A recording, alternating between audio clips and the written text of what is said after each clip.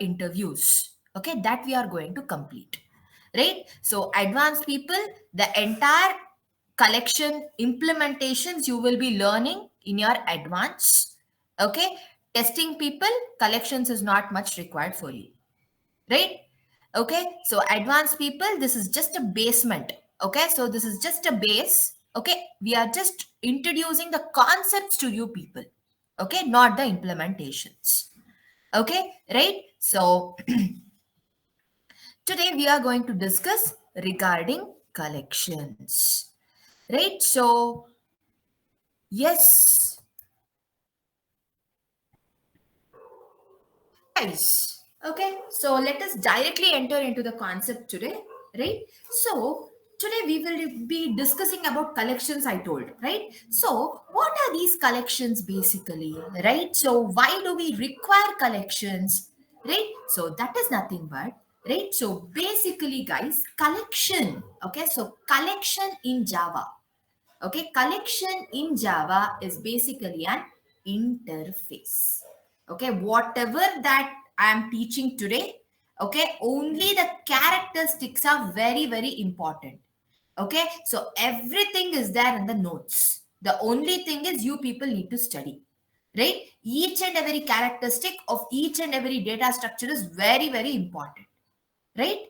Okay, so first one, okay, the collection is an interface in Java. Okay, what is a collection? Collection is an interface in Java, right? And the second thing, okay, the collection is present inside java.util package. Okay, so where are the collections present? The collection is present inside java.util package, right? And these collections, okay, so these collections are very, very easy. Okay, the collections are very, very easy.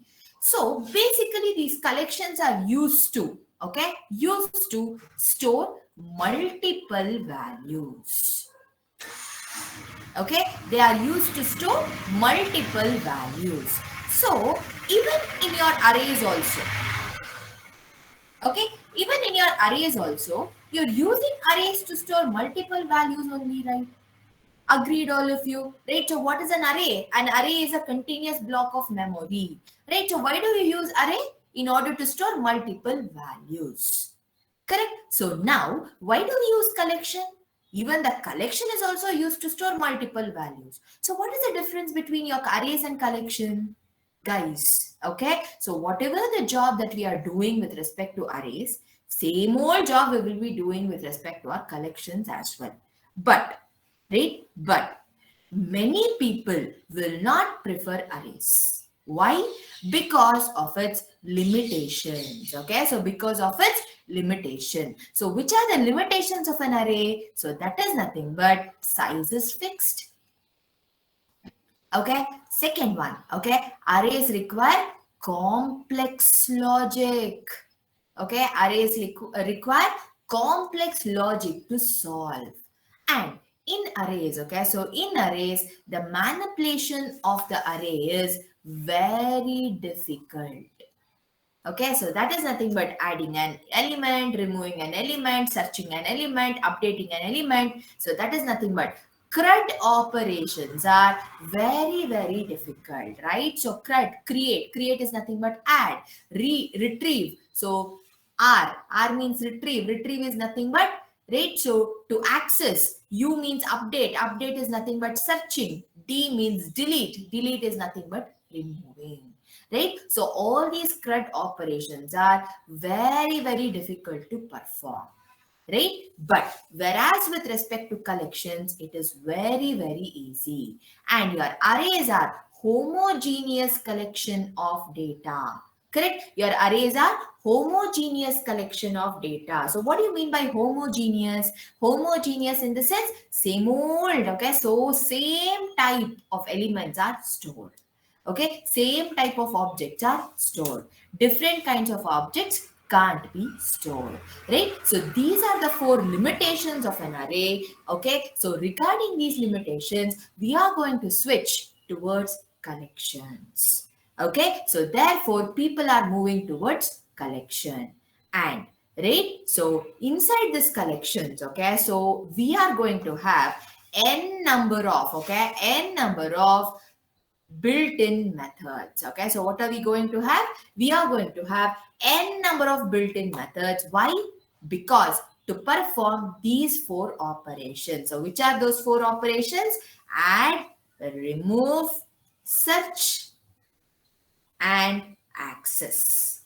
Okay, to perform these four operations, we have n number of methods. So they are nothing but built-in methods. Okay, to perform all these operations, no need of using any logic, no need of putting any logic, nothing doing, right? Only thing is just the methods will be there.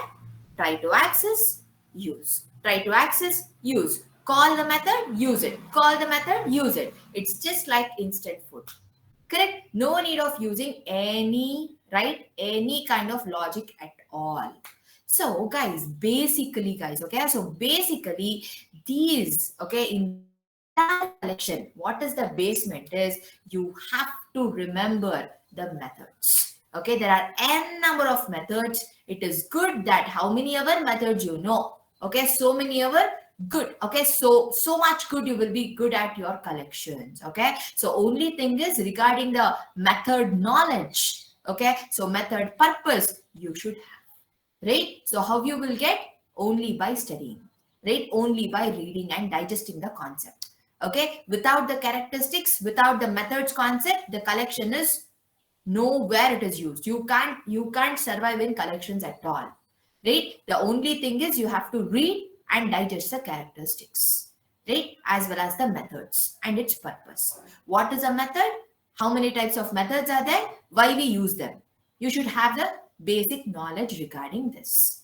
Okay, so these are nothing but the characteristics of a collection.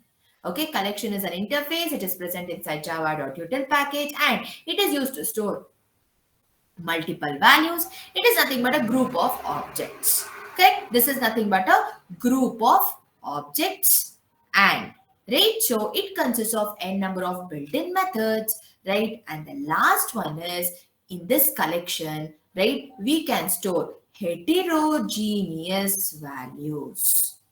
Okay, heterogeneous values could be stored. But what about your arrays? Homogeneous values can be stored.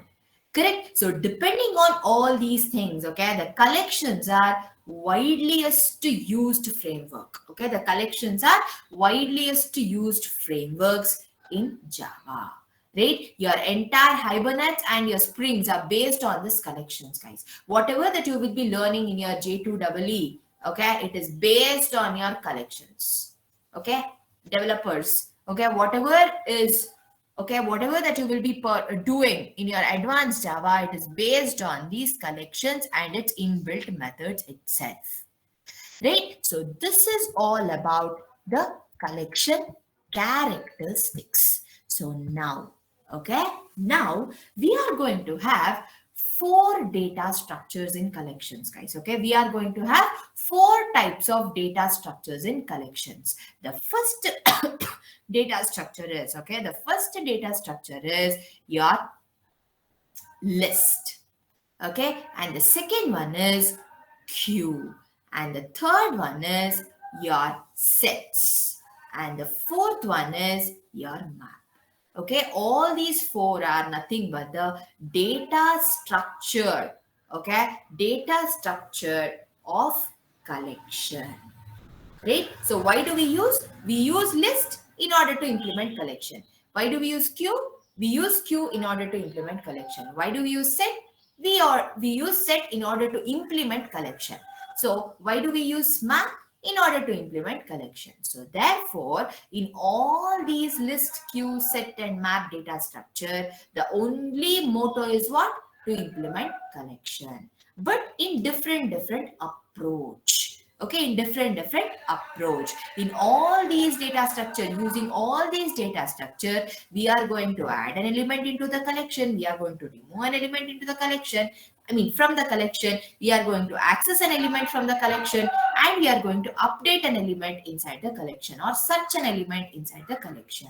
Right? All the basic job we are going to do but in different approach. Okay, in 4 types of approach. One is your list, second is your queue, third one is your set, and fourth one is your map.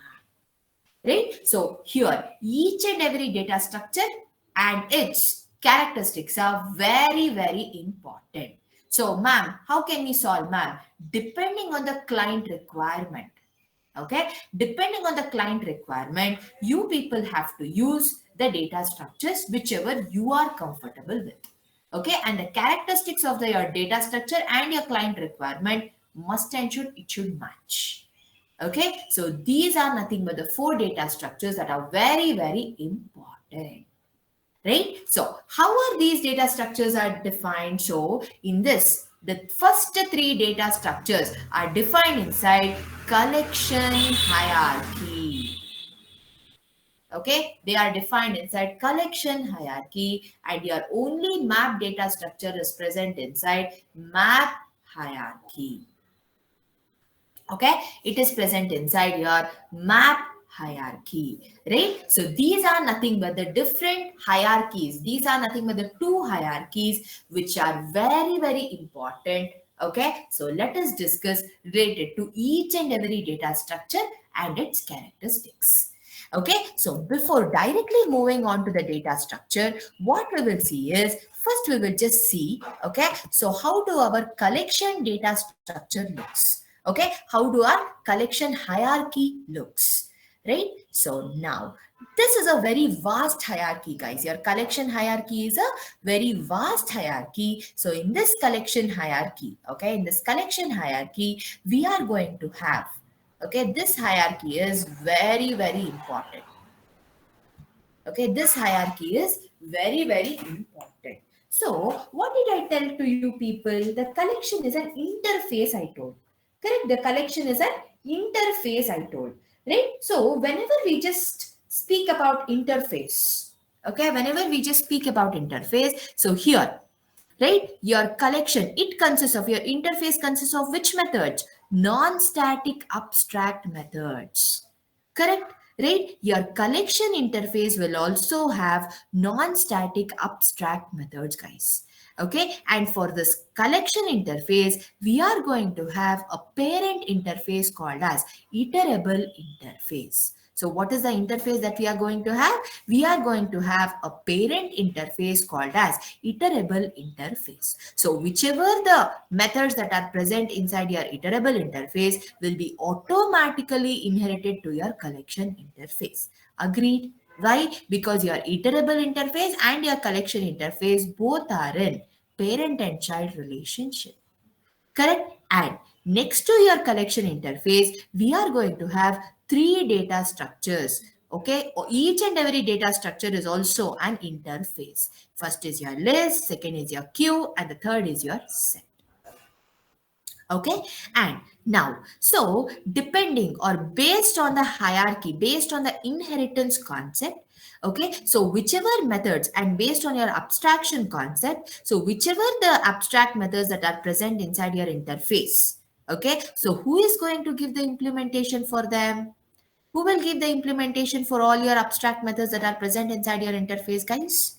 Who is responsible to give the implementation? Who will be giving the implementation, guys?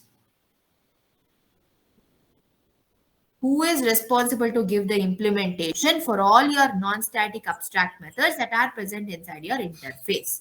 My question. Who will give? Child. Very good. It's corresponding child class.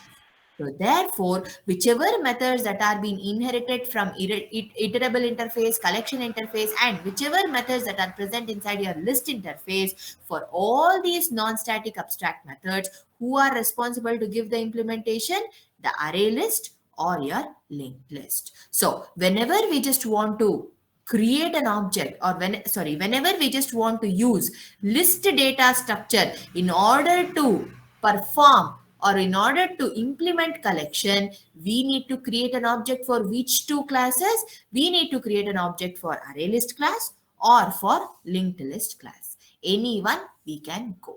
Okay, depending on the characteristics. Same with respect to queue. Queue is also an interface. Okay, so with this queue, we are going to have two concrete classes. One is nothing but the priority queue and the second one is nothing but the array DQ. So next is your set interface. So set is also a data structure and it is also an interface. Whatever the methods that are present inside your iterable interface, collection interface will be automatically inherited to your set interface. And for these, all the abstract methods, okay, so who is responsible to give the implementation? Its corresponding child class. So which are those child classes? One is your hash set, second one is your linked hash set, and the third one is your tree set. So any one, okay, to any one class, you can create an object. Why? To use the data structure, that is set data structure, in order to implement the collection. Okay, so this is what is all about your collection hierarchy. So now what we will do is, let us just try to discuss what each interface means, what all it consists of, and what are its characteristics, one by one. Okay, so now, so first, okay, guys, please take the screenshot of this and keep it with you. Okay, please take the screenshot of this and keep it with you. Just take the screenshot of this first. Is it done? Did you all take the screenshot of this collection hierarchy? Is this done? Yes, ma'am. Okay, so now, right, the first thing, okay, the first thing is, let us not directly go to your iterable interface. First, we will just see what is a collection interface is. Okay, so what all the methods that my collection interface will have, right? So basically collection is an interface, correct? So we can perform, how many operations we can perform over collection? We can perform 4 operations, right? So one is your add, the second one is your remove, the third one is your search, okay, and the fourth one is your accessing. Right? For adding an element, okay, we are going to have 2 methods. The first method is add of object. The second method is add all of collection. Okay, and for removing, we are going to have 4 methods. The first method is remove of object, and the second method is remove all of collection. Okay, and the third method is retain all of collection. And the fourth one is clear. Right? So these are the 4 methods. For searching, okay, for searching, we are going to have 2 methods, right? So contains of object, and the second method is contains all of collection. Okay, and for accessing, we are going to have 2 methods. One is nothing but iterator method, and the second one is nothing but for each loop. Okay, so now let us just discuss, okay, so each and every method and its purpose. Okay, the first one is your add of an object. Say suppose A is a collection. So within this collection, I'm going to have 0, 1, 2, 4. Okay, so now if I just say add of 3, so what will happen? Your collection A will become 0, 1, 2, 4, 3. So what will be added? Whatever the object that you're feeding here or the value that you're giving here will be automatically added. So this is how your collection A will look after your add of an object.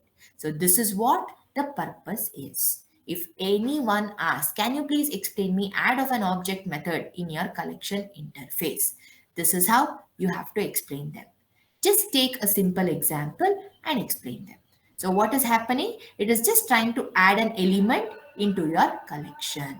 That's all. Right? So now, next, okay, for doing anything, okay, so there, whenever you're adding an element in an array, how you were doing? You're just trying to create an object and then you're trying to add it along with the index. But here it's not the case. It's very simple. Just call this a method and the element is added. That's all.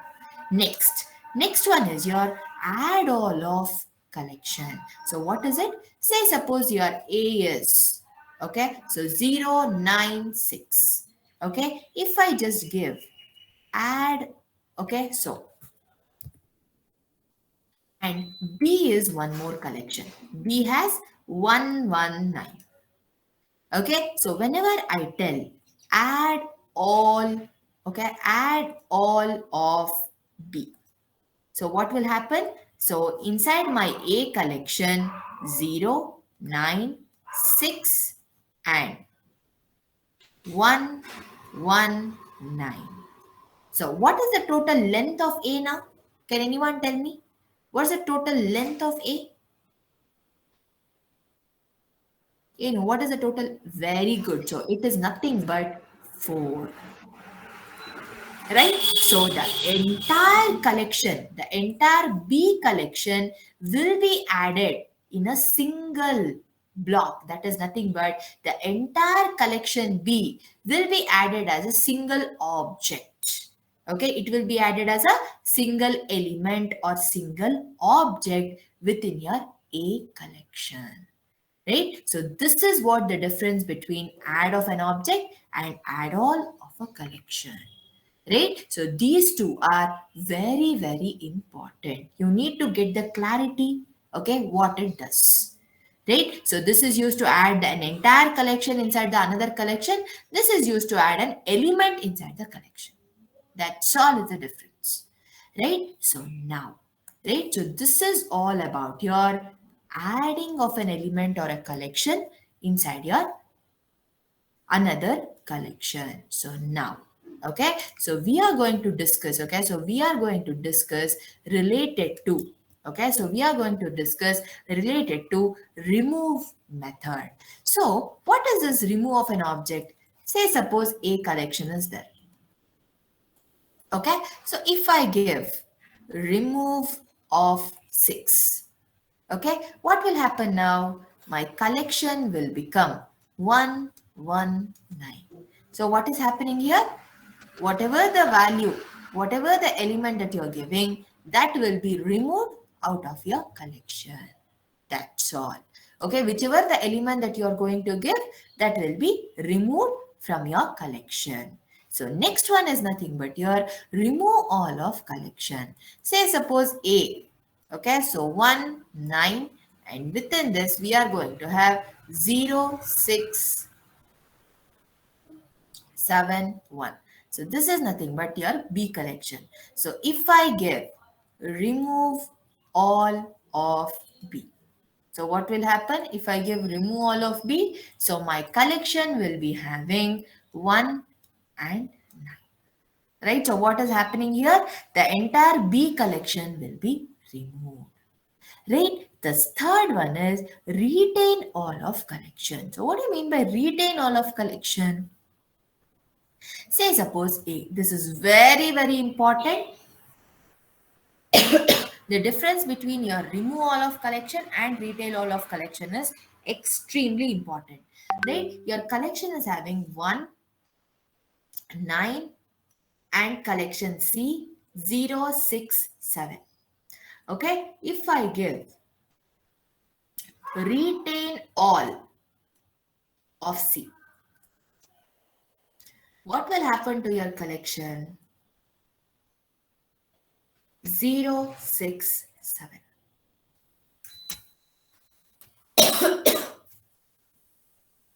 Got the clarity between your remove all of collection and retain all of collection, guys? Can anyone tell me what will happen? What is the difference between these two? This output as well as this output?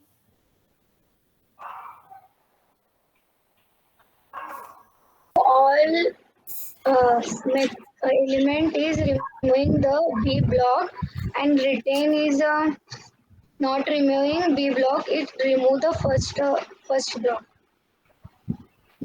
See, in simple words, okay, whenever you give remove all of B, okay, what is happening? the B collection is removed. Okay, the B collection is removed. Whenever you give retain all of C, except C, everything is removed. Okay, except C, everything is removed. That is nothing but you're retaining the C. Okay, you're retaining the collection, and other than the collection, everything is removed. Got the clarity? Remove in the sense you're removing only the collection. Retain all means you're just keeping the collection and then you're removing everything else. Okay, everything else. This is what the basic difference between your remove all and retain all of collection. This is very, very important. Okay, right? So now the next one is clear. Okay, so within this A, I'm going to have, right? If I give clear, okay, so what will happen? Your collection will be like this. Okay, many will just confuse whenever we just give clear C. Many will tell the collection, okay, the entire collection will be removed. No, the collection will exist, but the values inside the collection is cleared. Correct? Whatever or whichever the values that are present inside your collection, that will be cleared. Right? So you will be having an empty collection.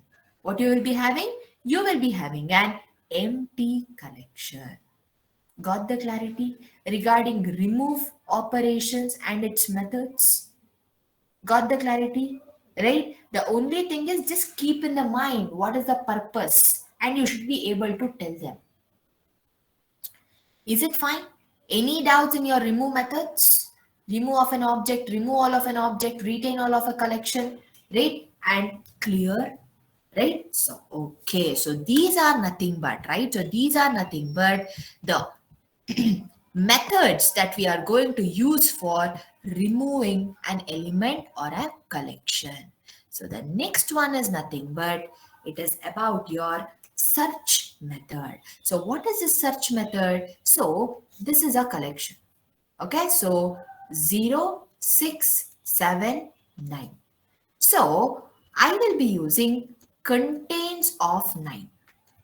Okay, so what will happen internally? It will search. Is there any 9 element here? Is there a value which is of 9? Is it there?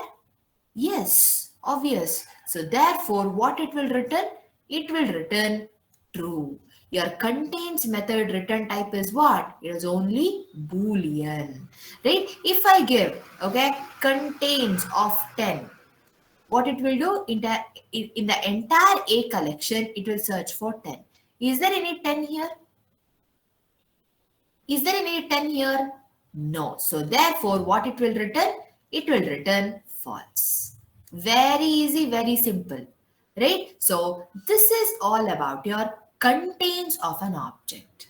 Okay, so now contains all of collection. So that is nothing but 0, 9, 6 and you are giving C. Okay, 0, 1, 2. So now if I give, okay, so contains all of C. Okay, contains all of C. What I will get? Is there any C collection inside your A collection? Is there any C collection inside your A collection? Obviously, yes. So therefore, it is true. Right? So now, contains all of D. Is there any D collection inside your A collection? Is there any D collection? No, right? So what it will return? Obviously, it will return false. Correct? This is all about your search method. That's all. This is how you're going to search, right? By using your contains of an object and contains all of a collection, right? So this is all about your searching an element or you're searching for a collection inside the other collection, right? So the now, okay, very important. So we are going to discuss accessing an element.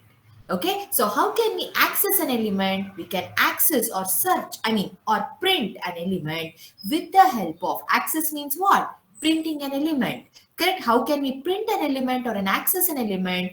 With the help of iterator method.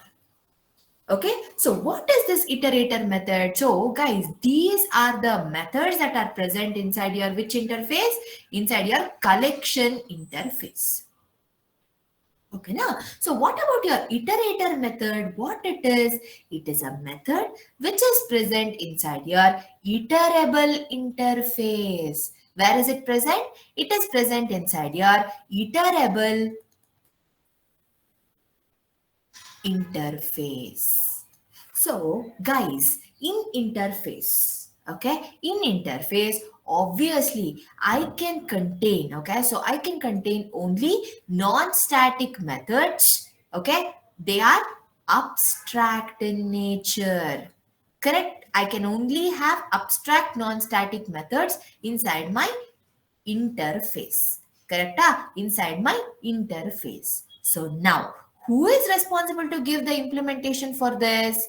Obviously, it's successive child class. So therefore, for your iterable interface, okay, for your iterable interface, there is one more child class, okay, because its child class is what?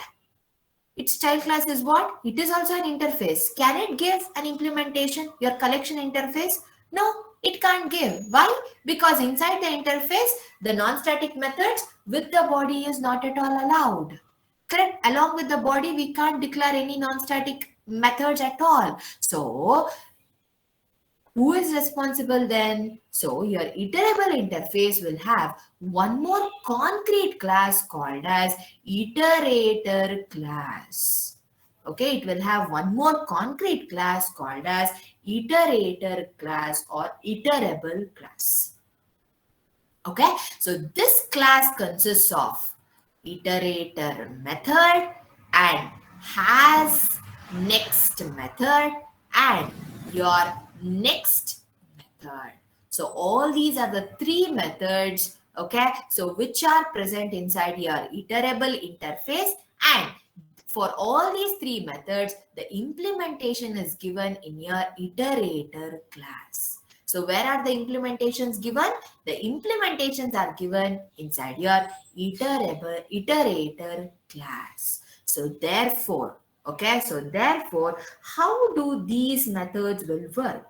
How can we access an object or a collection, okay, or the data from your iterator method we will discuss, right? So how it works, okay, so now the data will be there. The data consists of A, B, C, D. Okay, so now how can we access them? By using your method. So which are the three methods? Iterator method and has next method and your next method. So these all the three methods are present inside your which class? Inside your which interface? Iterable interface. So where are the implementations given? The implementations are given by your iterator class. Okay, by your iterator class, which is a child class for your iterable interface. Correct. So what is the iterable interface now? Iterable interface is a supermost interface for your collection, for your list, as well as for your queue, as well as your for set interfaces.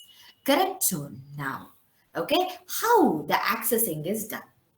Okay, so that is nothing but, okay, so first, initially, okay, so first, initially, which method will be called for accessing? So for accessing an element, guys, okay, so for accessing an element, we need to call, okay, we need to call a method which is called as, right? So a method which is called as has next method.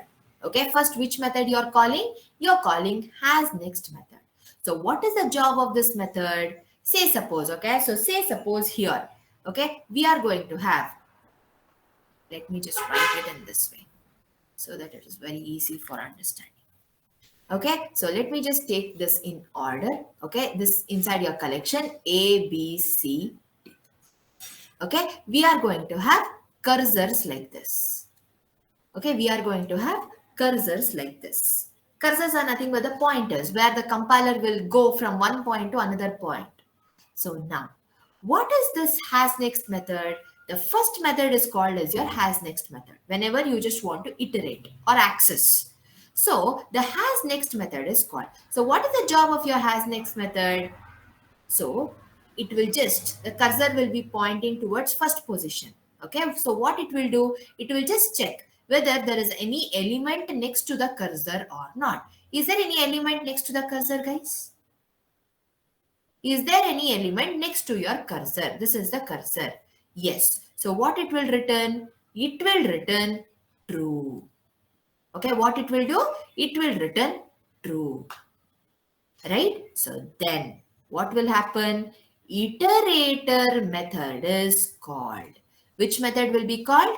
Iterator method will be called. Whenever the has next method returns true, the iterator method will be called.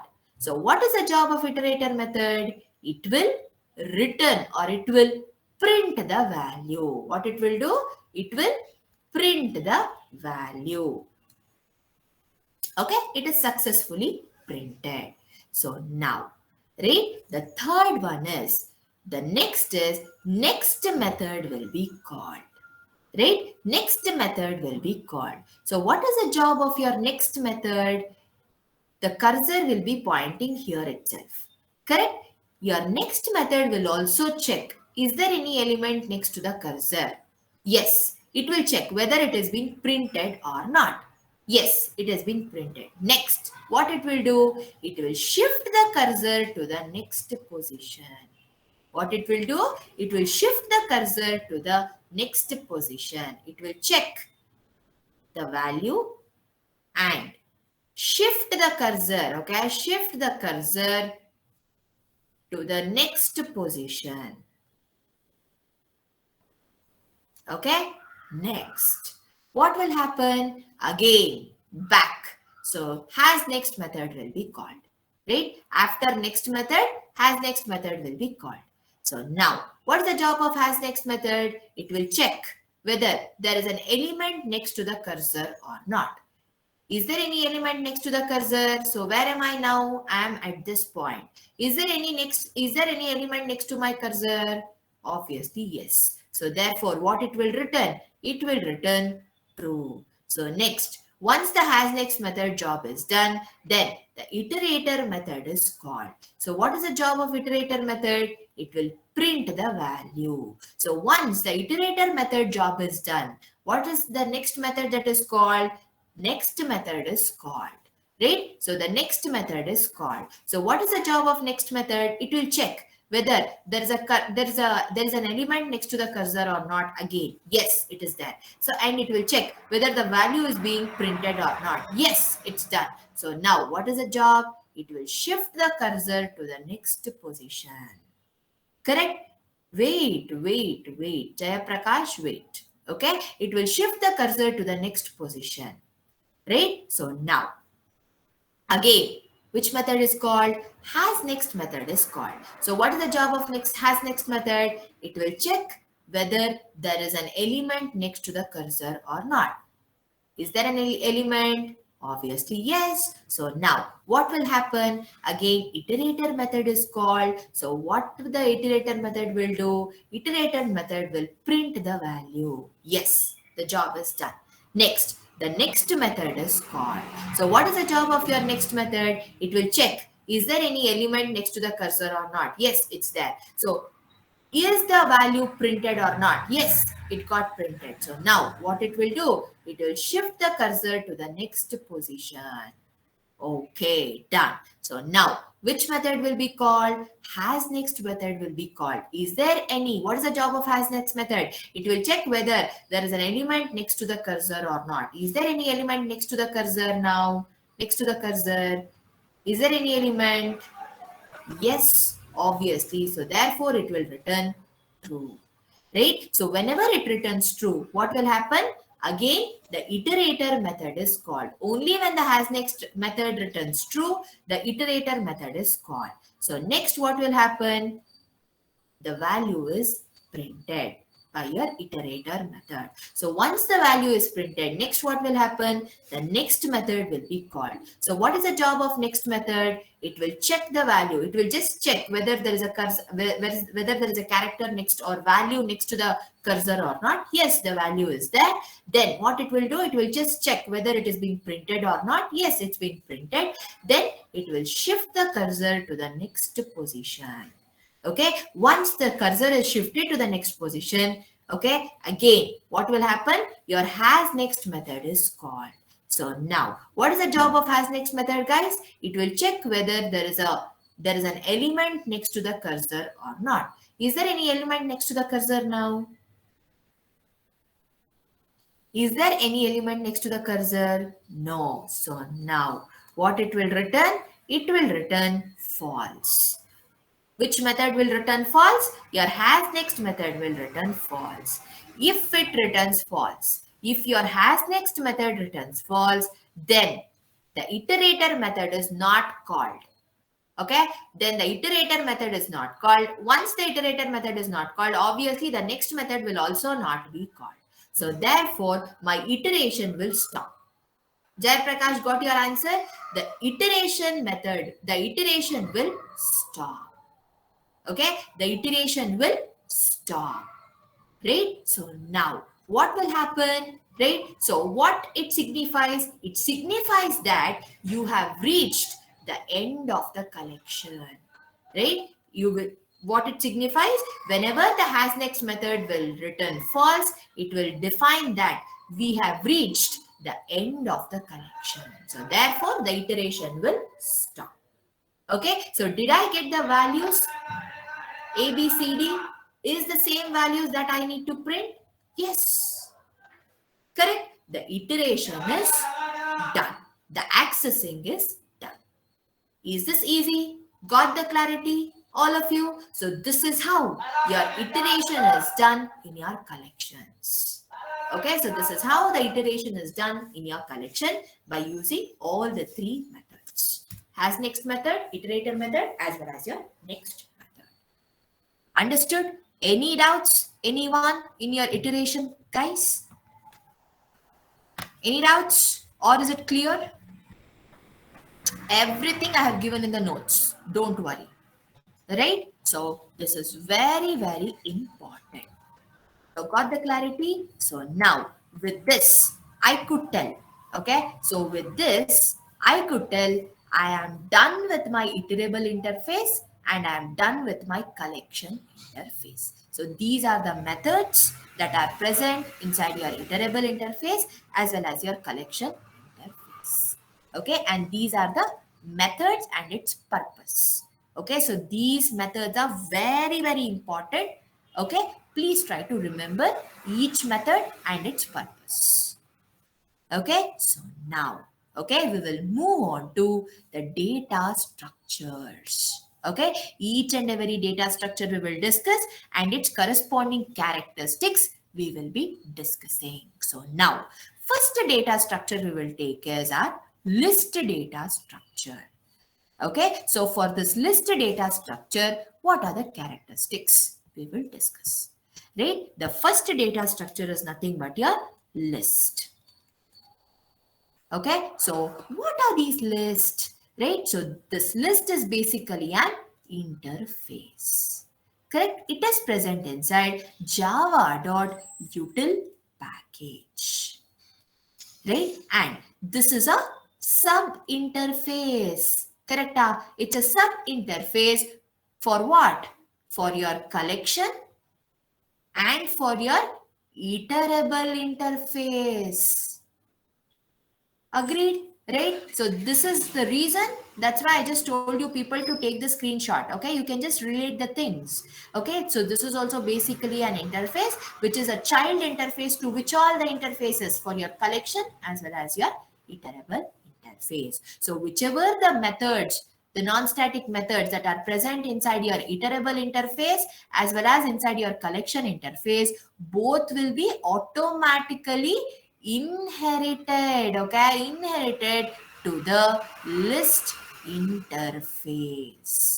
Correct? Right? And your list interface will also have its own methods. Right? So all your add method, add of an object, add all of an object, contains of an object, contains all of an object, retains all of an collection, your iterator method, your has next method, your, right? So which one is that? One more. Okay, your next method, right? All the methods will be inherited to your list interface. Okay, will be inherited to your list interface. Just have this clarity. So now, okay, so what are the characteristics of your list interface, right? So that is nothing but, why do we use list basically? List is a data structure in order to implement the collection. Correct? So therefore, we can perform adding, deleting, removing, searching, and updating or accessing. The elements could be done. Correct? So your list interface is also the collection of objects. Okay? Your list interface is also a collection of objects. And the second characteristic is, guys, okay, your list interface. Okay? Your list interface. Now, okay, just try to remember. Okay, if you just try to remember one real-time example, then it will be very easy for you people to remember the characteristics. Okay, so for your list, okay, just try to remember the contact list. Okay, the contact list in your phones. Okay, so in your phones, okay, so in your phones, the contact list will be there. Correct? You will be having all your friends, okay, phone numbers. So will it have any order? Will it be stored in any particular order, guys? Your contact list? Yes, correct. So therefore, it will be stored in which order? Alphabetical order. Correct. So therefore, same thing is applicable for your list characteristic. So that is nothing but here also insertion order is maintained. Okay, insertion order is maintained, right? So now, so whenever I tell insertion order is maintained, here also indexing is very important. Okay, here also inside your list, whenever you are using 096, indexing is very important. This is almost similar to your arrays. Okay, this is almost similar to your arrays. Right? So whenever you just give 0, it will go and sit in 0th index. Whenever next number you are going to give, that will go and sit in your first index. Whenever the next number you are going to feed, that will go and sit in your second index. Like this, okay? It will follow the insertion order. It will not randomly go and sit in second index. It will not randomly go and sit in third index. No, it will follow the perfect order. Okay, one by one. It will also follow the orders. First is 0th index, first index, second index, third index, so on. Right? So therefore, indexing is very, very important and insertion order is maintained. So the next characteristic is, say suppose guys, okay, so in your contact list, okay, so whenever you are studying in your 7th standard, okay, you had a friend, okay, consider, okay, so consider you had a friend called Anjali. Okay, Anjali, right? So she is your friend. Okay, she was your friend in your 7th standard, and right now also you are in contact with her. Okay, so now what will happen during your engineering? Okay, during your engineering days, you again met a friend called as Anjali. Okay, right? So she is a different person. Okay, she is a different person, but her name is Anjali. Okay, in real time, will you find in real time, will you find, right? So the same name with more than one person, is it applicable in real time, guys? In your contact list, you might be having this. Correct? So can I tell Anjali? So Anjali is a duplicate name. Can I tell Anjali is a duplicate name? Agreed, all of you? Is it true? So can you people have, okay, can you people have right? So more than one friend with a single name, with the same name. So that is nothing but same thing is applicable for your list. So that is nothing but here duplicates are allowed. So that is nothing but, say suppose 0 you're storing. Again you can store 0. You can't tell that, hey, no, in 0th index I have stored 0. No, I am not supposed to store 0. You cannot tell that. Okay, the values could be duplicate. Okay, whatever the elements that you're putting, it could be duplicate. You can store 3 zeros. You can store, okay, 3 nines. It's possible, right? So the values could be repeated. The objects could be repeated. So that is nothing but duplicates are allowed. Okay, duplicates are allowed, right? So here, okay, so these are nothing but the characteristics of your list interface. Just remember these things, Ashte, okay? Don't just break your head too much. Whenever you remember these 4 points, this is more than enough. Whatever that I have just told, okay, you people regarding list, only this much is enough, right? So this is all about your list interface.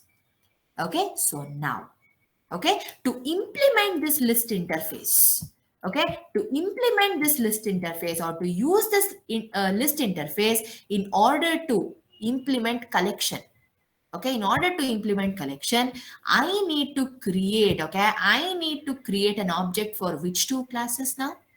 Which are the two classes to which I can create an object in order to implement list interface? List data structure, which are the two classes to which I can create an object? Which are the two classes? Please name them. One is array list, and the List second and one is linked list.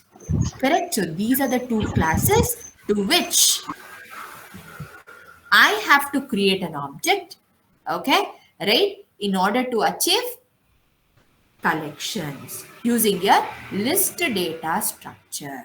So let us just learn the characteristics of this parallelly. So what is the first one?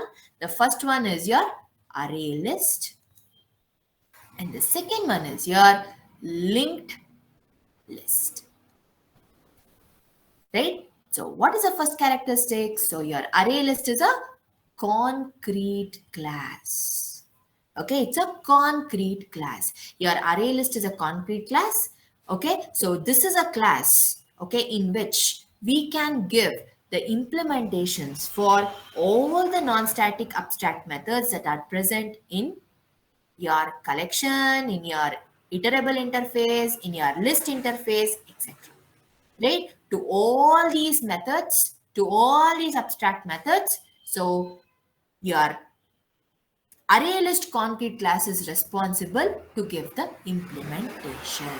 So now the second point is, where is it present? It is present inside java.util package. Okay, and what are the characteristics? Your array list concrete class characteristics are same, ditto to ditto with respect to your list interface. So that is nothing but here also insertion order is maintained. Okay, insertion order is maintained. The fourth one is duplicates are allowed. And the fifth one is here also indexing is very important. Okay, indexing is very, very important. And guys, as it is a concrete class, so therefore here we are going to have two. Okay, so how can you create an object for this? Array list AL is equal to new of array list. Okay, new of array list. So this is nothing but your constructor. Okay, so this is how you are going to create an object, right, for your array list. So we are going to call constructors. Correct? So how many constructors we are going to have? We are going to have two types of constructors. That is, one is nothing but your array list of object. They are inbuilt constructors. Okay, so array list of object and array list of collection. Okay, so these are the two constructors which are inbuilt. Okay, which are inbuilt. So now the last characteristic is here in your array list. Okay, the values are stored in the form of arrays. Okay, how the values are stored? The values are stored in the form of arrays. Okay, your arrays and your array list both are same. Okay, both are same. Your array list, in your array list, okay, the inbuilt methods are more. Okay, therefore the performance is very high. So many will go for array list. They will not go for arrays. Okay, here everything is done with the help of methods. Okay, no need of looping statements, nothing. Okay, everything is done with the help of inbuilt methods. Got the clarity? Is it fine? Whenever anyone asks what is an array list, just tell all these 7 characteristics. This is more than enough. Correct? So now, what about linked list? The linked list is also a concrete class, okay, of your list interface. Second one, where is it present? It is present inside java.util package. Next, here also, guys, your linked list characteristics are ditto to ditto, same to same as your list interface only. So that is nothing but what are the characteristics? Insertion order is maintained. Okay, the second characteristic is, okay, the next characteristic is duplicates are allowed. Okay, and the fifth one is here also indexing is there. Okay, indexing is there. So how can I create an object? So that is nothing but linked list, okay, some variable name ls is equal to new of linked list. Okay, here also I am going to have two constructors. One is accepting an object and the second constructor is accepting, okay, your collection. Okay, there are two constructors, anyone you can use. Anyone at a time you can use. So now, you people might think, a array list, same characteristics, linked list, same characteristics, then why? Why we should have two concrete classes? Why? There should be some difference, right? So that difference is nothing but in your linked list, guys. Okay, in your linked list, the values are stored in the form of nodes. Okay, the values are stored in the form of nodes. Your array list and your linked list, okay, both will differ with respect to the memory mechanism. Okay, both will differ with respect to the memory mechanism. Okay, so how they are stored, depending on that, they both will differ. So the first one is, okay, what are these nodes? The nodes are nothing but here previous address will be written and the value we have to write and the next address need to be written. Okay, so this is nothing but array, no problem. Okay, so this, whichever that you have learned in your previous session, same thing is there. But with respect to your nodes, how it is? So that is nothing but example I'm just showing. Okay, this is not much more important, but example I will be showing. Okay, 0, 1, 2, 3 is there. Okay, each memory block is an object. Correct. So what is a collection? Collection is a group of objects. So each and every memory block will have its own address. So 0x1, 0x2, 0x3 and 0x4. So now 1, 3, 4. So within this, okay, within this first index, I just want to store 10. Okay, how can I store 10? So that is nothing but in the form of node. Okay, so what is the memory block? 0x2, that is index 1. So what is the value that I need to give? Where the value must be written? In the middle block. So 10. So what is the previous index address? what is the previous index address? Any the address ಇಲ್ಲಿ? What is the previous index address? 0x1. That we have to write. So what is the next index address? 0x3. So this is nothing but your node. Okay, guys, there is no need of scratching your head. Okay, because you are not the one who is going to do this. This is done internally by your compiler. Okay, how it is done? Okay, just to have a clarity, I just taught you people this. That's all. So what is a node? If anyone asks, you should be able to write this. Previous address, value, and next address. That's all. Okay, don't break your heads. Hey, we have to write out, where is the address? How to access? No, don't worry at all. It's done by your compiler. Okay, it's done by your compiler. Right? So this is what is called as your nodes. Okay, so these are the two important concrete classes, okay, which are used, okay, so which we use to use the list data structure in order to implement the collections. Okay, so how the questions they will ask in your interviews? I will be asking now. Okay, the client requirement will be, guys, okay, the client requirement will be, so in my collection, okay, the duplicates need to be allowed and the insertion order need to be maintained. Okay, to which class you are going to create an object? Please tell me. My requirement is duplicates need to be allowed and insertion order is maintained. Okay, the insertion order should be maintained. To which concrete class you are going to create an object? Tell me. Array list or linked list. Very good. So anyone we can go. Correct? Anyone we can choose. Some programmers, they will be good at linked list. They will go with linked list. Some people, they are good at array list. They will go with array list. That's all. So this is how they will ask. Depending on the characteristics, you have to tell them. Right? So therefore, please try to make down. Okay? Everything is given in the notes, guys. Okay? So please try to read the notes and please try to mark the difference in this way itself. Okay? And just keep on, okay, reading these.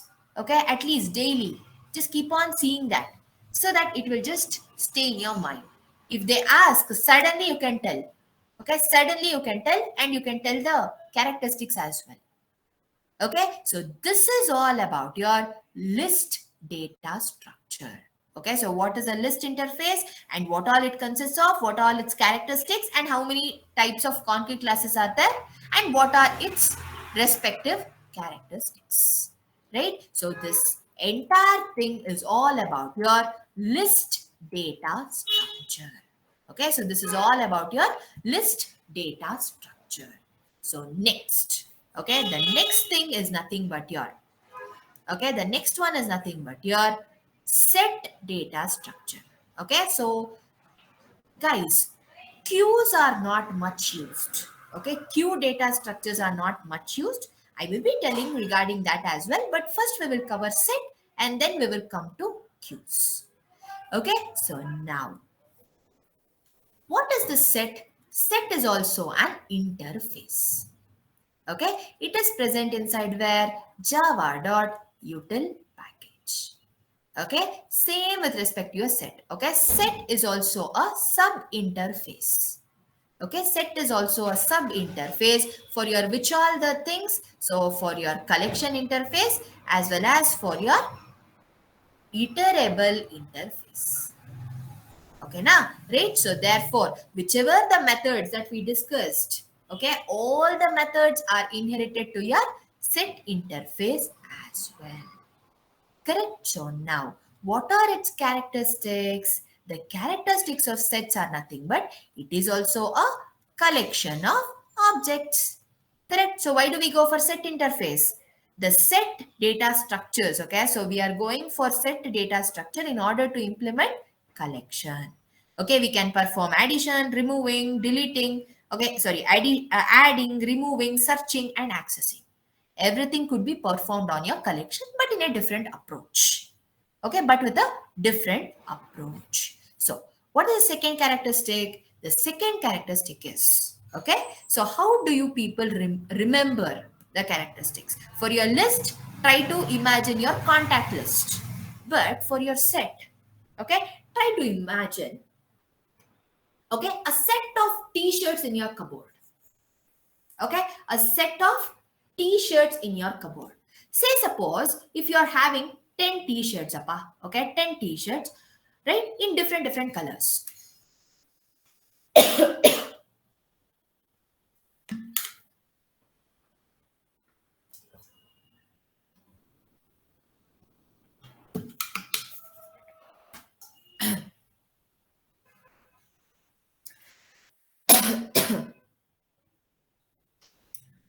Say,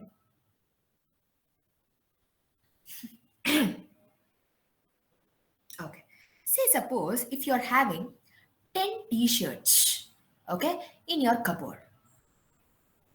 So how are you going to place them? Can I tell it is a set of t-shirts? These are your set of t-shirts. Say suppose blue, black, yellow, orange, red, green, purple, okay, and your okay, so purple and white, right? So all these are nothing but your t-shirts. Okay, so can I call it, okay, it is a set of t-shirts? Can I call, right? If I just try to place them, okay, can I call this as a set of t-shirts in your cupboard? Agreed, all of you, right? So now, whenever you are placing, okay, whenever you are placing, there is any need of, okay, so managing, or there is any need of, right, following any order. A black t-shirt should come in first, then only blue should come, then only yellow, then orange, then red, then green, then purple, then white. My God, right? It's a scrap. So first of all, folding and keeping it, okay, keeping the t-shirts in this order itself is a bigger task. Okay, it's a huge task. That also your mother should do that, Papa, right? So instead of that, okay, forget about following the order, guys. Correct? Just forget about following the order. Is it true? Am I right? Correct? So therefore, here insertion order, okay, very good. Insertion order is not maintained. Okay, just to keep these examples in your mind, so automatically the characteristics will come, right? So next, so guys, if you go to a shopping mall, there you will find one shirt, okay, the white color shirt with the dots, polka dots, right? So that shirt you will find and you feel like buying that. Okay, fine, you will buy. So will you buy two t-shirts for your own purpose?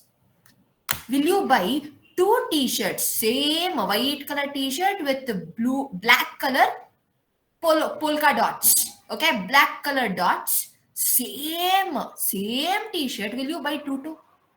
Is there anyone who is telling, yes ma'am, we will buy?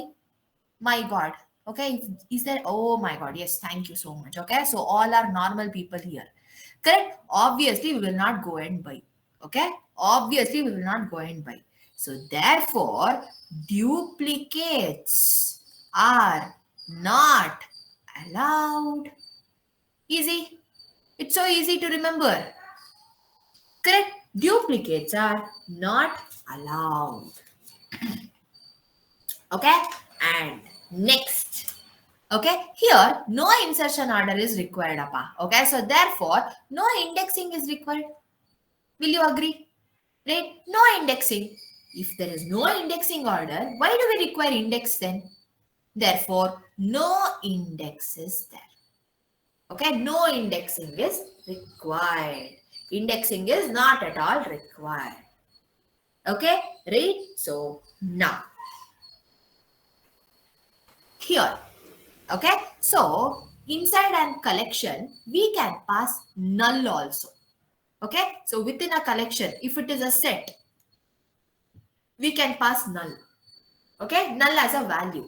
Nothing. Null means nothing. Right? In your list, null can't be allowed. Okay, in your list, null was not there, but in your set, null is allowed. You can pass nothing. You can pass null as a value. Okay, but can I pass null 2 to null? Can I pass 2 to null? More than one null can I pass? More than one null can I pass? Why? Good. No, I can't pass. Very good. Why? Why? Very good. Because duplicates are not allowed. If you pass more than one null, what will happen? Null becomes 2-2. Null becomes duplicate. Correct? Right? This is just like buying. Okay? Same print, same color t-shirt twice. 2-2. Right? Same. So therefore, null is allowed, but only one null. Okay? Only one null is allowed. Easy? Got the clarity? Is it fine? So here, the accessing is done by using iterator method. Okay, iterator method and for each loop. Got the clarity, guys? Is it easy? So these are the characteristics that are related to your set interface. Okay, now these are related to your set data structure or set interface. Okay, so now we will discuss. Okay, so how to use these sets? Hege use ಮಾಡೋದು sets. Okay, we can use these sets. Okay, we can use these sets by creating an object for how many? Okay, so for list. Okay, so to use list data structure, what we can do? To use list data structure, we can create an object for either array list or either linked list. But to implement a set data structure, to which all classes I can create object, guys? I am having even more option. Okay, so 3 options I am having. I can create an object for hash set, I can create an object for linked hash set, or I can create an object for tree set. Any one is fine. Okay, any one will be fine. So now let us discuss related to the concrete classes of your set. Okay, right? Parallelly we will discuss. So how many we are having? We are having 3. So what is the first one? The first one is hash set. The second one is linked hash set. The third one is tree set. Right? So here the first one is, okay, so what is your hash set? It is basically a concrete class. Second characteristic, it is present inside java.util package. Third characteristic, okay, your hash set. Okay, your hash set characteristics are same to same, ditto to ditto as your set characteristics. So what are those? They are nothing but no duplicates are allowed. Okay, no duplicates are allowed. The next characteristic is here, the insertion order. Okay, the insertion order is not maintained, right? And the next characteristic is here, null is allowed. Okay, null is allowed, but only one null is allowed. Okay, only one null is allowed, right? So now the next thing, how can I create an object for this? Obviously, okay, hash set, some variable name, x is equal to new of hash set, followed with a constructor. How many constructors we are going to have? Inbuilt constructor. Here also same old constructor. So that is nothing but hash set followed with an object and hash set followed with a collection. Any one we can use. Okay, any one we can use. So these are the characteristics of your hash set. Okay, so these are the characteristics of your hash set. The next one is your linked hash set. So what is this? this is also a concrete class. And the second one is, it is also present inside java.util package. And here guys, this is a very, very important thing. Your linked hash set is a combination of list plus set interfaces. Okay, it is a combination of list as well as set. So what it means? It means it is nothing but it consists of the characteristics of both. Okay, the mixture of the characteristics of both. So that is nothing but one is your array, one is your list interface and the second one is your set interface. So what are the characteristics? The characteristics are, okay, so here also no duplicates are allowed. Okay, no duplicates are allowed. Next characteristic is here the insertion order. Okay, the insertion order is maintained. Okay, so this insertion order is maintained is a characteristics of list or set, guys? Which characteristic is it? Very good.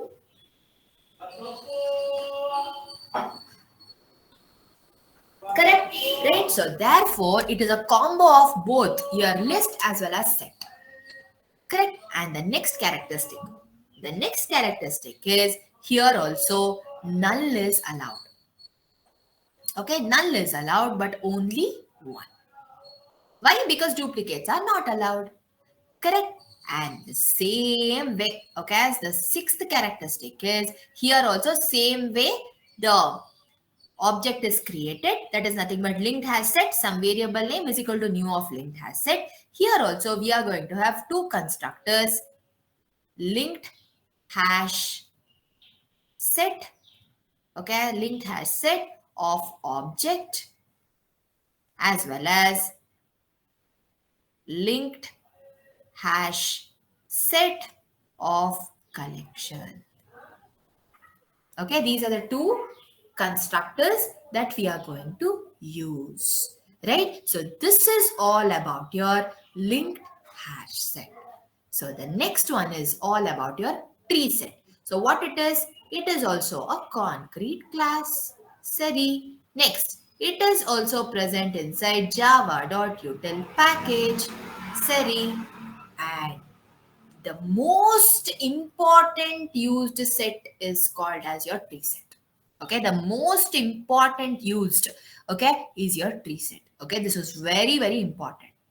So guys, here what will happen internally is, okay, the sorting will happen automatically. So what will happen? Sorting. Okay, sorting will happen automatically. So sorting is done automatically. Okay, sorting is done automatically. So your elements, say suppose if you are passing 1 9, okay, so 1 9 0 26, okay, 32. If you are passing randomly, okay, the values will be sorted automatically in ascending order. However, the values that you are passing, okay, it will be internally compared, okay, and the sorting is done automatically and the values will be assigned in ascending order automatically. No need to do. The compiler will only do it for you. Okay, so therefore your tree set should be of comparable type. Okay, so in your notes I had given two interfaces. Okay, one is your comparator interface and second one is your comparable interface. Correct? So your tree set must be of comparable type. Okay, what it is, I will be telling you. Okay, say suppose, okay, so in a class, okay, in a class A, you are going to create an object. Okay, you are going to create an object for your tree set. Okay, x is equal to new of tree set. Okay, followed with an object. Okay, this is what the object that you're creating. So in whichever class you're creating an object for your tree set, this class should be implements comparable. Okay, this is what? Okay, this is what? Which means comparable type. Okay, in whichever class you are creating an object for tree set, that class should be of comparable type. Okay, that class should be of comparable type. Understood? Anyone is having any doubt in this? This is very, very important. Anyone is having any doubt in this or got the clarity? What do you mean by comparable type? Got the clarity? That class should implement comparable interface. Is it clear? Is this clear? I am asking. Okay, so now, right? So this is what is called as comparable type. Next. Okay, next. What I'm having is, so as I am telling guys, sorting is done automatically. Can you compare? Okay, can a compiler compare 1, 10.0, okay, XYZ, okay, and space?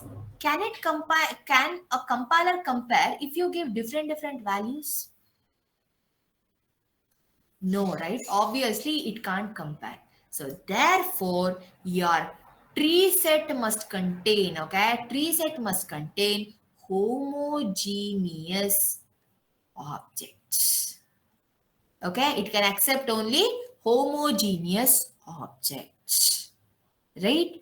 The next. Okay, here. Okay, next. Null is not allowed.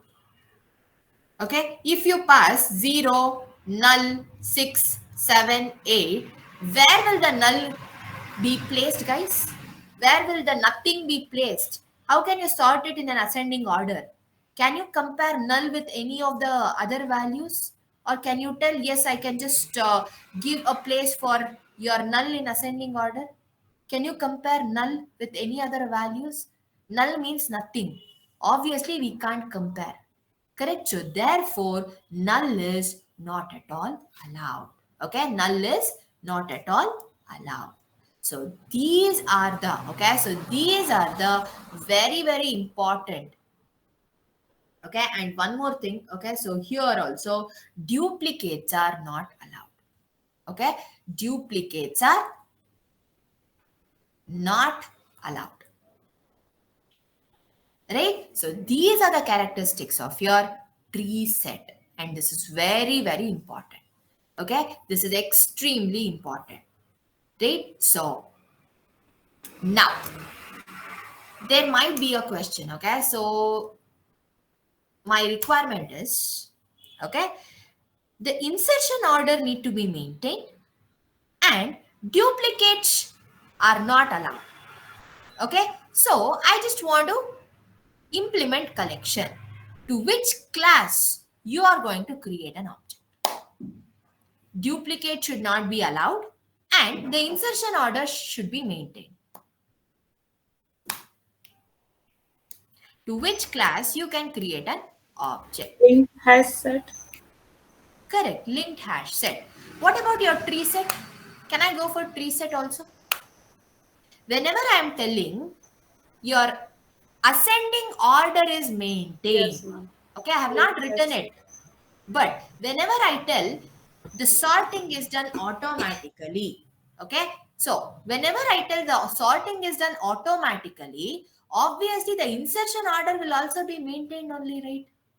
Because it is sorted in ascending order. Obviously, ascending order in the sense, it need to maintain some order, right? Okay, insertion order is maintained. Okay, it's well and good. It's understood. Whenever I tell sorting is done automatically and the values are sorted automatically, then obviously the insertion order will also be maintained only, right? Correct. So 1 will be placed at first, 10 will be placed at next, 25 will be placed at next position, upcoming position, right? So this is what is called as insertion order. So I can create an object for linked hash set or for tree set. Next question. So duplicates need to be allowed Okay, duplicates need to be allowed. Okay, and the insertion order need to be maintained. Okay, so which data structure I need to follow, guys? Duplicates need to be allowed and the insertion order need to be maintained. Which data structure I need to follow? Yeah, data structure. Which data structure? Very good. List. Correct. List data structure. In that you can create object for any one. You can use linked list or your array list. Got the clarity? Is it fine? Right? So this is how they will ask the question. They will tell the requirement. You have to tell them this is what I am using. Why? If they ask, you have to tell the entire characteristics. Right? So this is all about your set data structure. Okay, this is all about your set data structure. Right? So now, okay, so we will just move on to the last data structure in our collection hierarchy. Okay, in our collection hierarchy, that is nothing but queue. Okay, guys, these queue are not at all important. Okay, these queues are not at all important. Many a times they are not at all used because of their drawback. What is that? I will be telling. Okay, queue. Okay, what is this queue? Queue is an interface. Correct? It is also present inside java.util package. And obviously, this queue is also a sub interface for your collection as well as for your iterable interface. Correct? So therefore, whatever the methods that are present in your inside your collection interface and in your iterable interface will all be automatically inherited to your queue. Correct. So now, okay. So what are the characteristics of queue? So the first characteristic is it is also the collection of objects. Correct? And the second characteristic is, guys, have you seen, okay, in a shopping mall, okay, the billing section will be there. Okay, the billing section will be there. The person who will finish his shopping, okay, and he will stand, okay, in front of the billing section. Okay, and the next person will come and stand, the third person will come and stand, fourth will come and stand, like this. They will stand. Okay, but the person who is standing in the first will only enter inside the billing section, will be done with his billing, and he will be the first person to come out. Agreed? The person who is getting in, okay, the person who is getting inside the billing section first, okay, will be the first person to get outside the billing section. Is it true? Agreed. The one who is getting inside first will be coming outside first. Correct? So this principle is called as first in, first out. What it is called as? FIFO. That is nothing but first in, first out. First in, first out. Right? So this principle is followed in your queues. Okay, if FIFO principle is followed in your queues. And one more characteristic is that, okay, this is very, very important and this is the major drawback of your queues. So that is nothing but, say suppose this is a queue. Okay, have you seen a pipe, guys? Pipe, a normal pipe, right? A cylindrical pipe. So your queue will be like pipe. Okay, just imagine pipe in your mind. Okay, just imagine pipe in your mind. So in your mind, if you imagine, so it's a hollow structure. Okay, so it's a hollow structure. Both the ends are open. Correct? Both the ends are open. So this is called as your front end. This is called as your back end.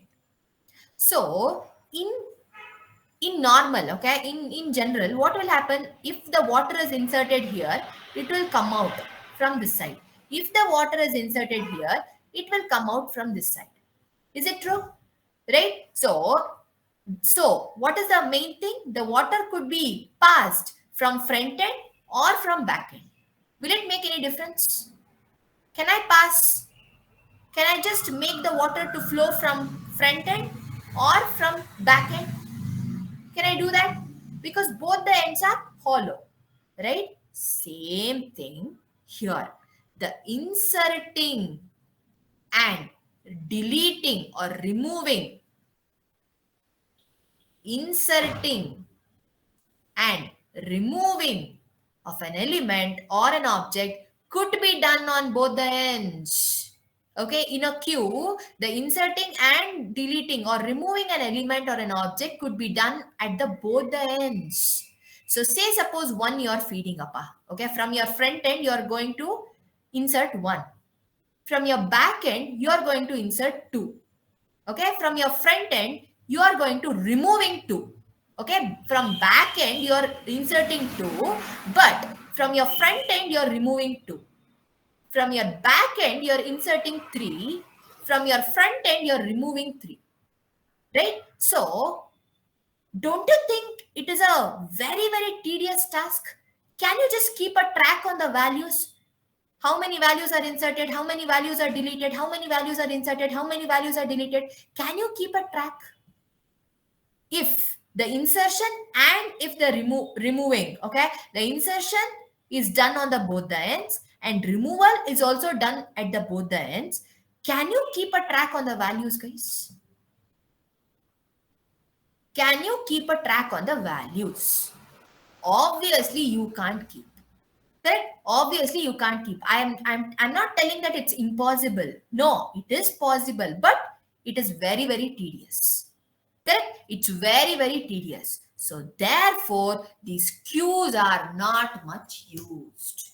Okay, these queues are not much used because of this disadvantage, guys. Okay, because of this disadvantage.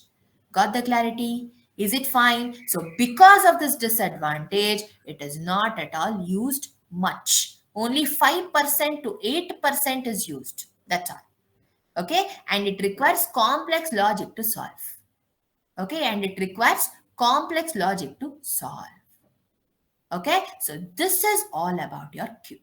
Okay, so with respect to queue, we are going to have two concrete classes. One is called as priority queue, and the second one is called as array DQ. Okay, the second one is called as array DQ. Fine. So these are the two important concrete classes to which we can create an object for implementing queue in order to implement collections. Okay, so these are the things. And for your priority queue, the characteristics are same as your array list. Whatever the characteristics of your array list was there, it is same for your priority queue. And for your array DQ, whatever the characteristics that were there for your linked list, okay, same characteristics will be there for your array DQ. Okay, so this is all about your queue. Okay, based on this one disadvantage, okay, queue are not much used.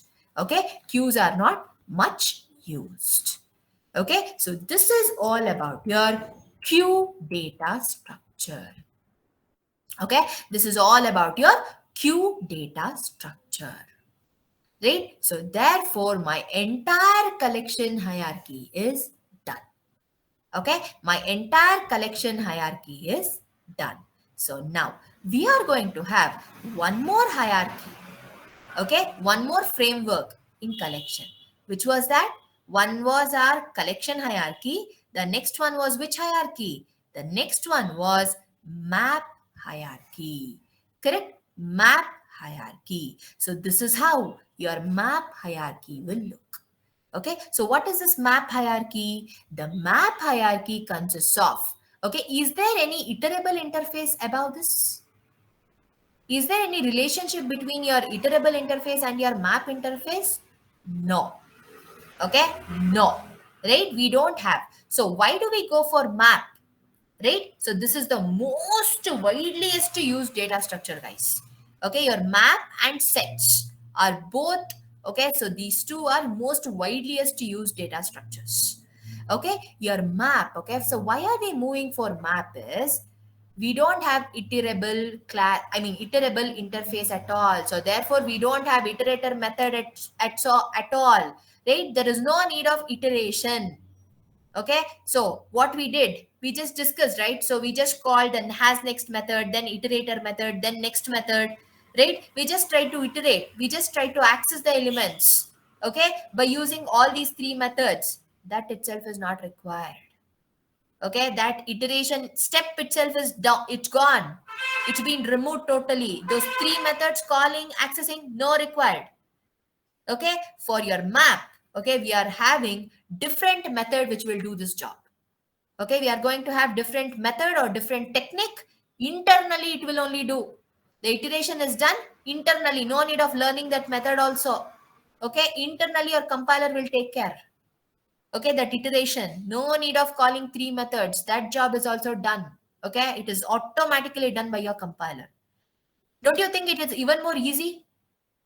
Don't you feel that it's even more easy? Right? So this is what is your map. Okay, so this is what is your map. So to use map data structure, we can create an object for hash table or for linked hash map or for hash map or for tree map. So how many concrete classes are there? We are going to have 4 concrete classes. Okay, so in order to implement map data structure, we can create an object for 4 concrete classes, guys. 4 concrete classes. Okay, so now first we will see what is a map is. Okay, map. Right, so map is basically an interface. Okay, map is basically an interface. So here, how the data is stored? The data is stored in the form of key value pair. Okay, the data is stored in the form of key value pair. So how can you remember the characteristics? Wait, I will be giving you one real-time example. So 123, 156, 179, 202. Okay, 203. So his name is Akash. His name is Anjali. Her name is Anjali. Okay, and one more guy, his name is Deepak. And one more girl, okay, her name is Deepika. So now, what are these? These are nothing but their employee ID. What are these? These are nothing but their names. And 206, okay, so his name is, Akash. Right? So these are nothing but the employees. These are the IDs. So whenever I just tell 1, 2, 3, okay, instead of calling their names, okay, so we will just try to access them with their employee IDs only, right? In all our companies, we are just, okay, so represented with the help of our IDs only, right? Because there are so many, okay, there are thousands together of employees are there. So it is very difficult to remember the names. Okay, but we are going to access with the help of employee IDs itself. So whenever I just tell, hey, 1, 2, 3, who will come? Who will come? If I call 1, 2, 3, who will come? Akash will come. If I tell 156, who will come? Very good. Anjali will come. Okay, if I tell 203, who will come? Deepika will come. Right? If I tell 206, who will come? Who will come? Akash will come. Can I tell just because, okay, so 123 and 206, two IDs are there. Okay, can I tell this Akash and this Akash both are same? Can I tell this Akash and this Akash both are same? No, right? Obviously no. Why? Because in real world, okay, so there might be, okay, a single person, okay, with a single name, we might find more than one person. Okay, 10 people will be named as Akash. Correct? So, these IDs, these employee IDs are nothing but keys. Okay, so these names, the employee names are nothing but the values. So now, the first characteristic is key. What about keys? Can I just tell one? Can I give 1, 2, 3 for another person? can I give 1, 2, 3 ID for one more person called as Das? No, right? I can't give. Correct? Yes, 100%. You people are using your common sense. Thank you so much, right? So obviously I can't give. So therefore, what about my key value? Key need to be unique. Okay. And guys, how am I accessing the names? How am I calling the names? I mean, person in my company now? How am I calling the people in my company? With the help of ID. Very good, with the help of ID. So what is this ID? ID is nothing but a key. So therefore here, accessing the elements, removing the elements, deleting the elements, okay, right, searching the elements, everything is done based on which? Based on the key. Okay, everything is done based on the key. Right? So this is the first characteristic. Second characteristic is, can value be duplicate? Can value be duplicate? My question. Yes, correct. So value can be duplicate. Next, the third question. Okay. So for one ID, can I give two names? For 1, 2, 3, can I give Akash and Anjali both? No, right? Obviously no. It doesn't make any sense. So therefore, for one key, one value. Okay, for one key, one value. Easy? Got the clarity? So these are nothing but the characteristics of map, right? So here in a map, how the data is stored? The data will be stored in the form of key and value. Where in this, the key, whatever the operations that are done on the collection will be done based on the key, right? And key is a unique value and values can be duplicate and one key can only hold one value at a time. That's all. One key, one value. That's all. Not more than one value. It can't. Right? Just remember this ID. Okay, employee ID and names. You will automatically can, okay, map up with respect to the characteristics. Okay, no confusions will be there. So now, right? So these all are, okay, so these all are the characteristics of your map interface. So now, how can I try to access? I mean, how can I try to use map interface? By creating an object for any of the one class in 4 classes. How many options are there? 4 options, guys. So in that, hash map. Second one, linked hash map. Third one, tree map. And the fourth one, hash table. Correct? So these are the 4 concrete classes to which we can create an object in order to use map data structure in order to implement collection. Okay, now, so what is your hash map? Hash map is a concrete class. What is the second characteristic? So the second characteristic is, so duplicates are, please go for mute.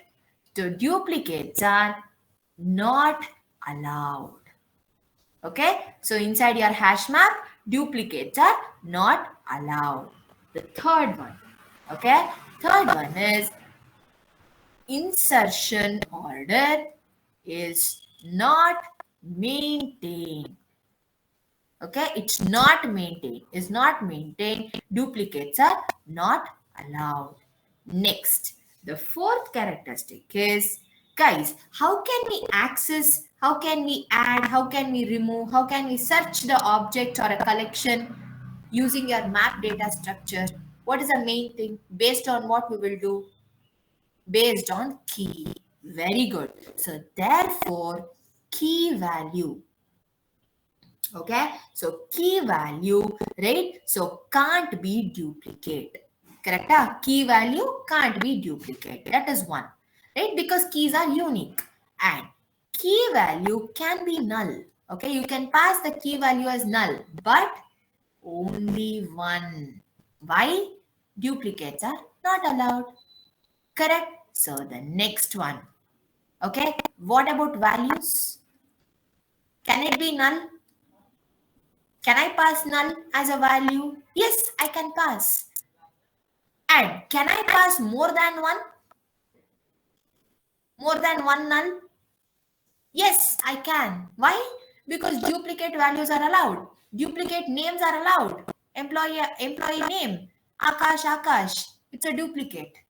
Correct? So therefore, keys can't be duplicate. Values could be duplicate. Correct? Keys can't be duplicate. Values can be duplicate. So these are the these are the characteristics of your hash map. Okay, it will also have its own constructor called as hash map of object and hash map of your connection. Same old constructor will be there. So next, about your linked hash map.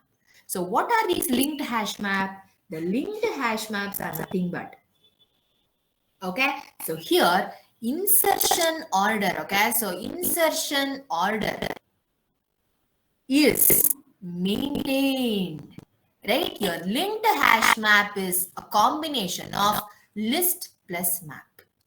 Okay, it is a combination of list plus map. So next, here duplicates are not allowed. Okay, duplicates are not allowed. Next, okay, here, okay, key value. I can pass null, but only one. And the fourth one, value.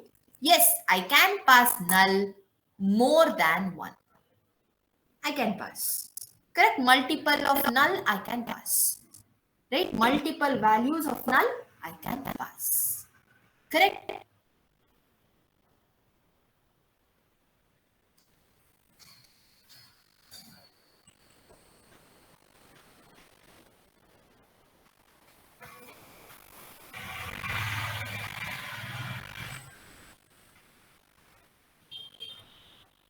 Okay, multiple values of null, I can pass. Right? So these are, okay, these are the characteristics of your linked hash map. Okay, and the next one is your tree map. Guys, this tree map is very similar to your tree set. Okay, your tree set and your tree map both are one and the same. The only difference is here the values are stored in the form of key and value pairs. There the values are stored in the form of set. Okay, that's all is the difference. So now, so here your tree map is also a concrete class, and inside your tree map the insertion order, okay, is maintained. Why? Because sorting is done automatically.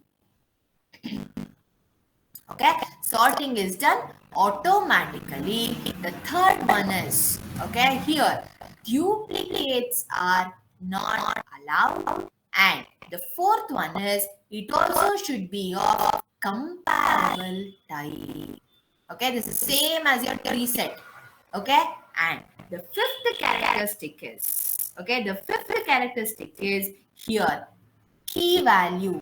Okay, key value cannot be null. Why? Because whenever you're sorting, based on which you're going to sort, based on your key values. Okay, so key. Okay, based on the key you're going to sort. If it is null, how you are going to sort? Correct. So where will the null be placed? At the first, or at the middle, or at the end? Correct. We can't compare anything with null. We can't compare our values with null. So therefore, keys, okay, can't be null. Key cannot be null. What about the value? Can I pass value as null? Can I pass value as null? Obviously, I can pass. Because it's a value. No problem. Correct? Because it's a value, I can pass. Okay? More than one, I can pass. Okay? More than one, I can pass. Okay? So these are nothing but the characteristics of our tree map. This is similar to your tree set. Okay, your tree map is one and the same. It is very, very similar to your tree set. Correct. So the next one is your hash table. So what about your hash table? It is also a concrete class. And here, okay, so duplicates are not allowed, and the insertion order, okay, the insertion order is not maintained, and the fourth one is key value, okay, so cannot be null, and the next one, value also can't be null. Okay, value also you can't pass null. Okay, so these are the characteristics of your all the 4 concrete classes of your map. Okay, all the 4 concrete classes of your map. So now they can ask the question this way. Okay, so I just want to implement a collection using map data structure in which, okay, duplicates are not allowed. Okay, and insertion order is not maintained. So which class you are going to create an object? Duplicates are not allowed and insertion order is not maintained.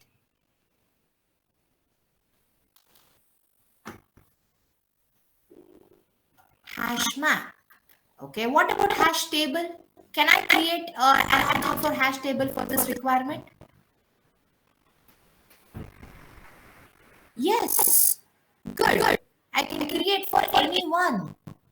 Correct. For hash table I can use or I can use hash map. It depends on my choice. Okay. Next. I just want to implement a collection. Okay. This is a very common question. Okay. So I just want to implement a collection. Okay. And my requirement is insertion order should be maintained and duplicate should not be allowed. Insertion order should be maintained and duplicates must not be allowed. So, whichever classes that you can create an object. Correct. Tree map I can use. Then linked hash map you can use. Then I'm not telling you the data structure. I'm just telling you I just want to implement the collection. I'm not telling you the data structure at all. So, what about your sets? You can use your tree set also. Correct. You can use your tree set also. Is it so? Your linked set you can use. Correct. You can use your tree set. You can use your tree map. You can use your linked hash map. You can use your linked set. Correct. All the 4 you can create. Okay. You can use any one of them. Then depending on the characteristics, depending on the requirement, okay, whatever is the interviewer or the client is telling, based on that we will be using. Okay, based on that we will be using.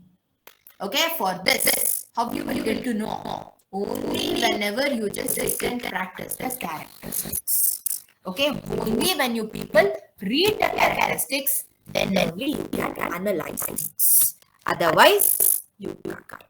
Okay, and one more question they might ask is, why do you prefer maps? Okay, why do you go for map hierarchy? The only answer is to avoid iteration. Okay, to avoid iteration and increase the performance. Okay, and increase the performance, we are going to go for map hierarchy. Understood? Right? So guys, this is all about your collections. Okay, this is all about your collections. Done. Right? So tomorrow will be your last session, guys. Okay, tomorrow I am going to conclude your syllabus. So tomorrow I will be dealing with respect to multi-threading. Okay, tomorrow I will be discussing related to multi-threading, and tomorrow will be our last class of our Java. Okay, and regarding your mock, okay,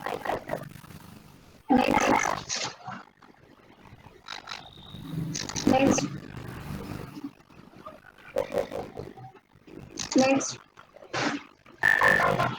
That's all.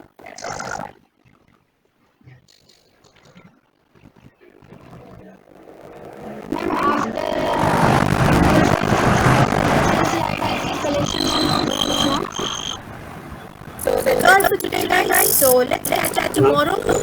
Right? Yes, tell me. After Oh, it's comparable and comparative difference between collection slide notes, ma'am. just a minute. Okay. Today's notes I have to do today. Thanks for reminding. 1 second.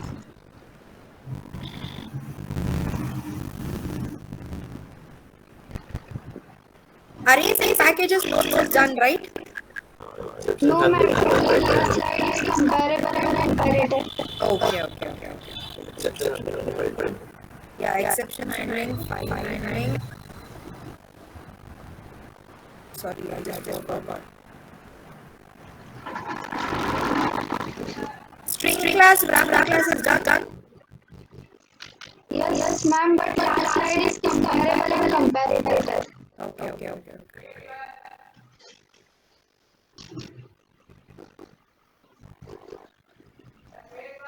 Collections done. Interface slide. File. Arrays and packages.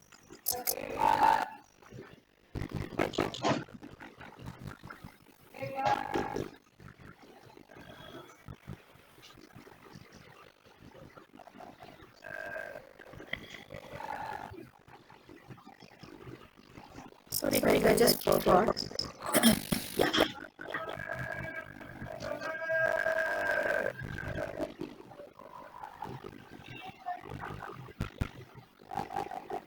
Start tracking, guys.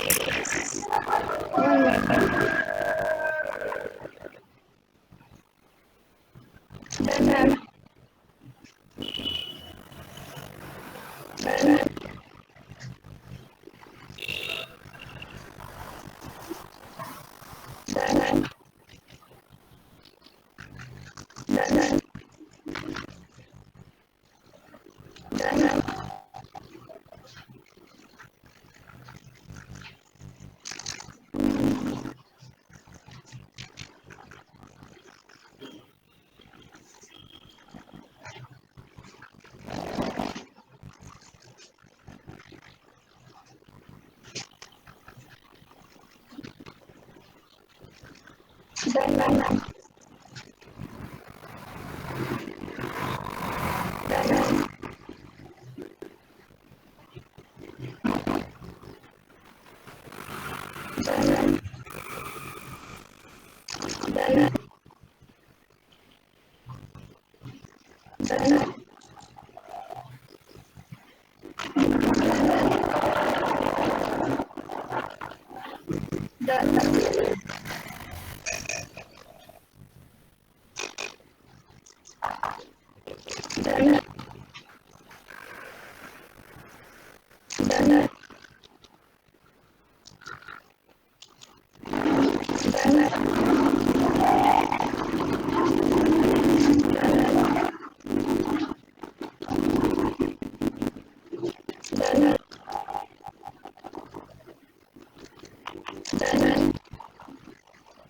The stack phrase is nothing but a method that represents. So you will be getting the error message or the exception message in your console, right? So line number so and so, error program. Okay.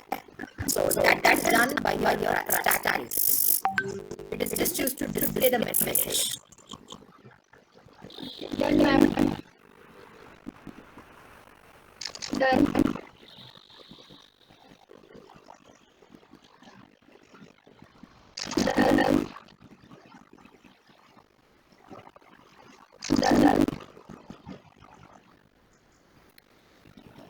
This is all about your exception handling.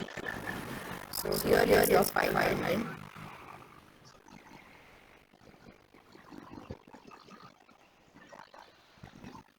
Next, ma'am.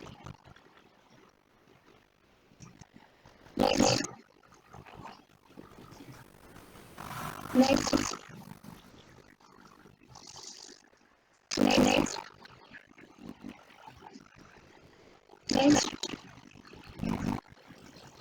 next, next, next,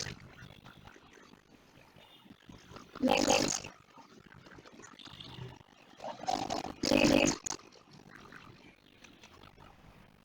next,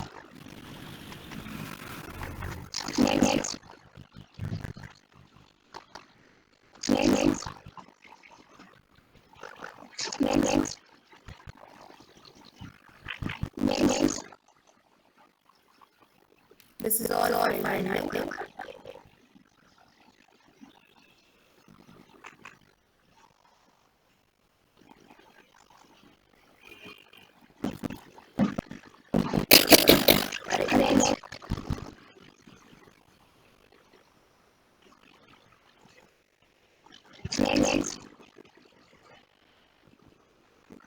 Next, next,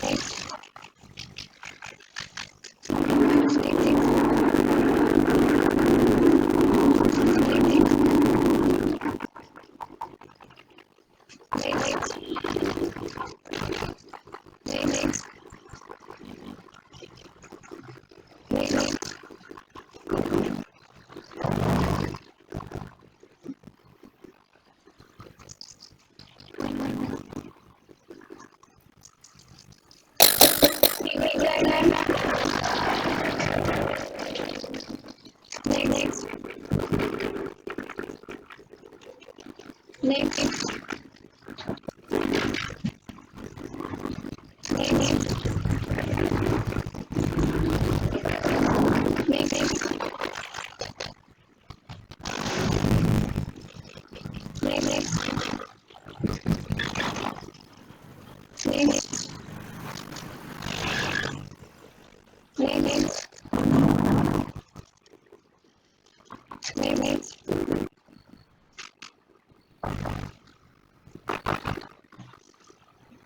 That's all, guys. So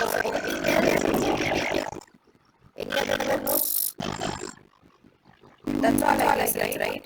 Everything is covered. Yes. So that's all for today, guys. So let's chat tomorrow.